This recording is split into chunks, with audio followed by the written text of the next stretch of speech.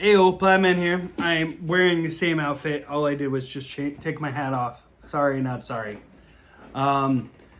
So Thursday, Throwback Thursday, the immediate thing that came to my head, and it was based a little bit on a conversation I had with my wife.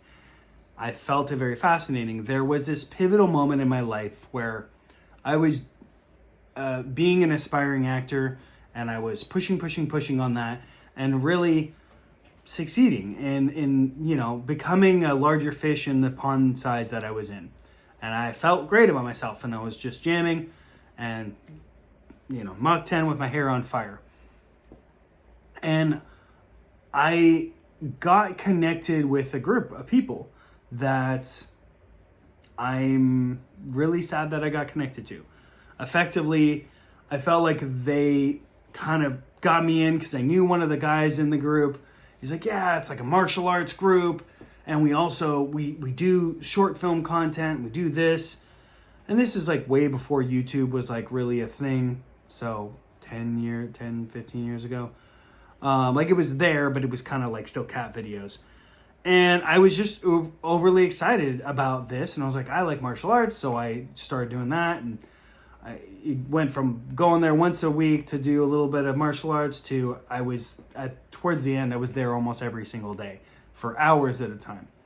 And I kind of, it took me away from all the other successful things that I was doing. And the reward wasn't a positive reward. I was led to believe certain things and informed of certain things. And even though I knew better, I never really questioned it. Because it was always, the leader always had kind of a way of, yeah, no, this, or, oh, yeah, this, or, oh, this. And it just felt like it seemed very good, and in hindsight, too good to be true. And it was frustrating because I didn't know. I was so like locked into this thing with this group and this entity, and I didn't realize, oh man, I'm being manipulated. Oh man, this is cult-like behavior. Oh man, these don't match my ethics and morals. Oh wait, hold on. You said that, hey, we're going to do this, and this guy knows about, there's a spaceship on the other side of Mars, and we have like super jacked bodies over there, and we're going to tap into that, and like weird stuff. Just weird stuff. And oh, the leader, he can just have a book open and he can read the whole book while he's quote unquote sleeping. So he knows all about it. Which, it's weird. From an outside perspective, you could pick any one of those and be like, well, prove it. Like, just prove it. But interestingly enough, when you're in it, you're left with this weird phenomena of like, no, but I like these guys. Like I try, it's cool. You don't get introduced to that shit later. That's like a level later.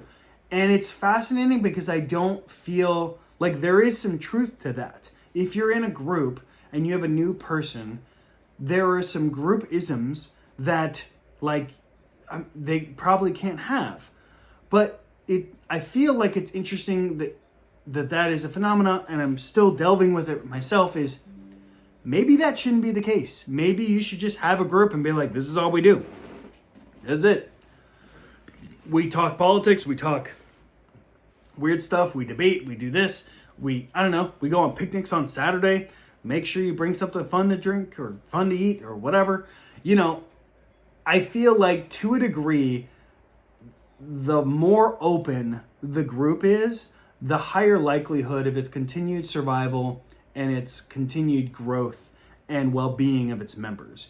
The more you have barriers within barriers within barriers within barriers, whether it's monetary or secretive, or you got to know someone, or whatever, you have to do this level of requirements to get that, I feel like it's kind of it can be a nasty thing.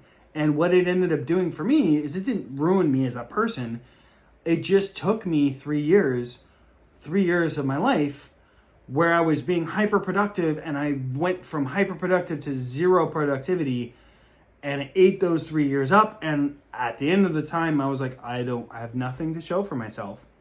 and I felt lacking in group. It negatively impacted where I was with my family at the time. And it was just like, I was kind of just popped out and done and like, well, now what? Because I had all this forward progression and I'm like, how do I restart and catch up to where I was? And you can't you have to go back to the beginning and kind of literally restart. You don't get to start from the same spot. And it took a bit of time, and I ended up getting in this whole other thing of like, I'm going to search for my wife. And it's just like, that's another thing is like, no, don't do that. Like, I mean, search for your significant other, yes, but you should always strive to find, in my experience, it's very important to always strive to find what you want to do. And then once you've done that, and I hate that this is not done in grade school and middle school and high school. Like, this should be something that your parents ask you once a week or once a month. Like, hey, so what do you want to do? Oh, you're interested in Pokemon cards. Oh, you're interested in Digimon. You're interested in Avatar, Last Airbender, or whatever, you know. Oh, you like dinosaurs or whatever. And I feel like the best role of a parent is to facilitate that without costing yourself an arm and a leg, and without going against your integrity, and without forcing your child, because that doesn't really work either, in my experience, my opinion. But instead to provide an environment that you're like, oh, cool, you know, like, do this. Like, oh, you like these toys right now? Cool, let's get that, and let me learn some about it, and then we can talk about it, and then you can grow and expand. I forget where I was going with that. But simply put, yeah, I lost my 20s. I feel like I almost lost a whole decade. And it wasn't until I found my wife, who, you know, then my girlfriend, towards the end of my 20s when I started kind of catching up with part of it and trying to find like what I wanted to do, but I still felt like I was spinning my wheels and not starting back at zero, and kind of like, but I already did that. I shouldn't have to do that again, which is a mistake. It's just like, no, bro, you got all the way here. You stopped. It's now slid back. You have to start again and do it again. And so, yeah, even now I'm resistant to that concept, but I'm doing it. I'm doing extra work. Just did a fitting earlier today. And it's such a, like, so if anything, I can say this is like, my Throwback Thursday advice as Plaid Man is to figure out what you want to do with your life and not just do as a job.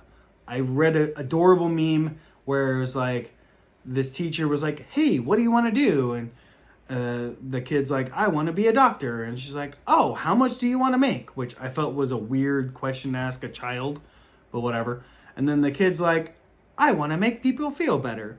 And it was such like a heart, human, beautiful moment that this kid was kind of accidentally saying, and obviously it's a meme, it's a cartoon, whatever.